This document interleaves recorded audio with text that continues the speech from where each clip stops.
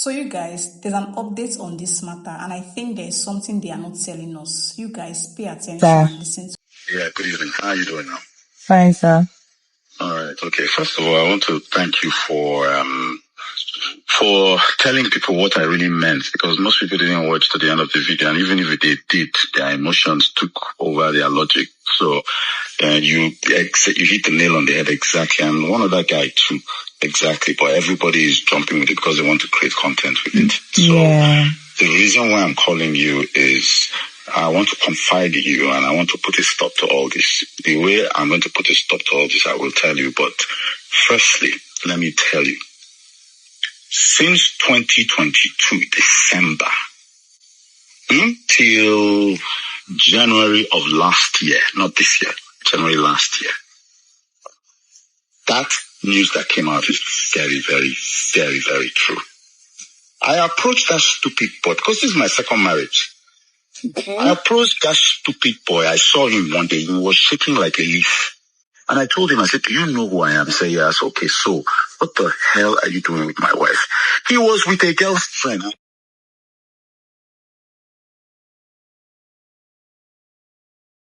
Said about old women. He had a serious girlfriend he wanted to marry. She's young.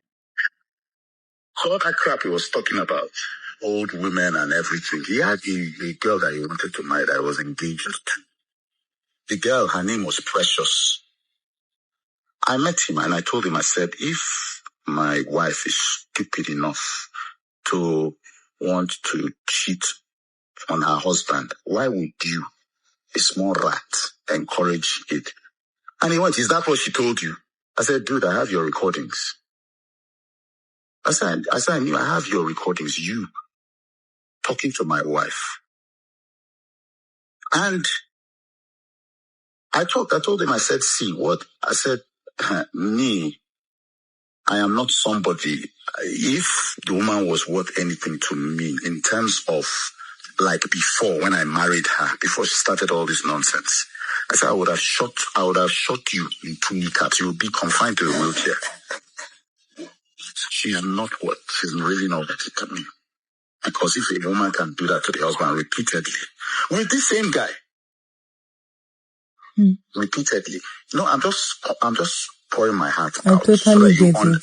So that you understand the thing that I had to go through. I have evidence to burn 2 of them on a stick. I have evidence to burn 2 of them. I have like 6 recordings. I have a text message the idiot sent to me apologizing. After that day I met him, but they still went back at it. See, let me tell you, I have been facing this thing. Some people knew, but I held it to my heart because I have 2 boys. I told that guy, I said, I have 2 boys from this woman and I want to raise them. Leave this woman alone. Maybe she will come to her senses. Then I will overlook it. I'll take one for my sons. They continued. In the audio, she's the one encouraging the guy.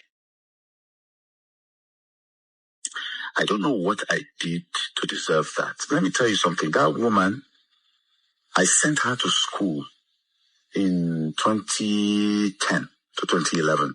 We were married then. That was when we met.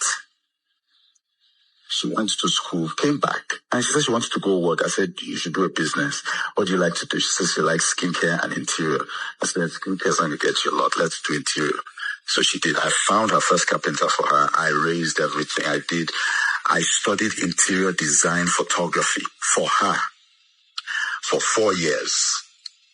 I was very good at it. And the reason why most people don't know is that I had just one client, her, and she wasn't paying me.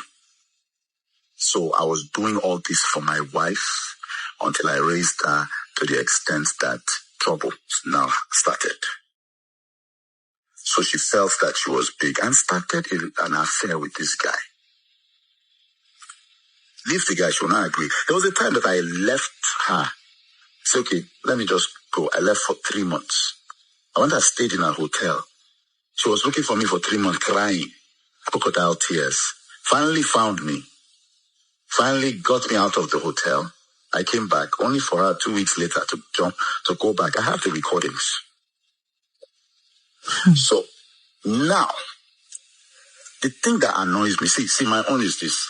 I was ready. I held all this evidence. I left on my own. So there was one day I couldn't take it anymore. I now said, all right, give me back my ring. And she fought me for that ring. I took the ring back. Then she went and called her father. Her father stays in Houston. And said, oh, that man handled her. I said, okay. Then the father said, okay, leave the house. So the next day she packed from the house. I had had it already. I waited. She packed everything from the house. I closed the door, changed the locks. My boys were still with me, but she said she needed time to go and fix the house. Next week she comes back. I think next 2 weeks she comes back, knowing that I did not chase her, I did not even do anything. Because I told her, I said, see, I hope you know what you are doing, because when this thing goes down, I will not come back. And that's what happened. She came back and said, oh, do you miss me? I said, yeah, sorry, you are done. You are done. A month later, she came and picked my kids, went. Everything was going on well, and she went. She even allowed my children to come and stay with me for one weekend and went back and everything. Then it got to a point where she saw that I had moved on. Because you are with your boyfriend now, so me. I said, okay, me too. Me, I will go. I wasn't outside, but I wasn't going out because I was just focusing my heart, my soul, my strength on that woman. Then I went out. All it took was she just saw me with a very beautiful girl and everything. She lost it and went and took me to court that she wants a divorce. So it was just like anger. So, but the thing is this, if you don't wait for 2 years before you go to court, the court will ask you, why do you want the divorce before 2 years? You have to show proof. And I told her friends, I said, tell her that I have proof that she was misbehaving. So she shouldn't take that case to court, because she was asking me if I should pay her $4 million every month for the children's upkeep. I said, well, it's not going to happen. So anyhow, let's go. When I brought the evidence in front of the judge, the judge just said, please, you know that there are children involved. I said, well, according to this case, I'm the defendant. She's the plaintiff. So I think you're talking to the wrong person here. I'm merely defending myself. And that, all those things entered into court. I don't know if now it finally, so maybe that information now finally leaked through the court to QT Jules. Now, when the thing came out, so I found out that people were thinking that this thing just started now. So I put out a statement that it's 2 years, I've moved on and blah, blah, blah. All of a sudden, she now starts putting the narrative that, oh, it's the guy's team doing it. So tomorrow, I'm going to release an audio. Tomorrow is going to be a long day for some people, because I'm going to do just that. Because I'm tired of being accused falsely. My first wife, when people talk about this malice thing, they think that I'll just come and start keeping malice with somebody. Exactly. Somebody that I love. Why would I do that? Nobody keeps malice with somebody unless it's like you rightly put it, silent treatment. The person has been like that. Someone cannot come and enter marriage and wasn't doing silent treatment or wasn't doing malice before. Then he starts doing malice. I say if you cross the line, and by line, there are many things line means.